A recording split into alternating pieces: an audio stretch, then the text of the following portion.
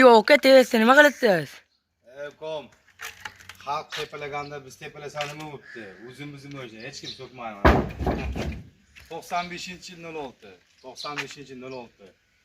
Gapimni yaxshilab aytib o'qing. Motor korobka xatovi qo'li zo'r. Yangi texpas bor. Liboy dokument chiqadi. Bu mo'shamning narxini $550 ga beramiz. Xalq tepalaydi, biz tepalolmaymizmi? Mana hech kim so'kmaydi. $550 bitta aylan atrof video syomka qilib, salovchilarni ham video qilib qo'ying.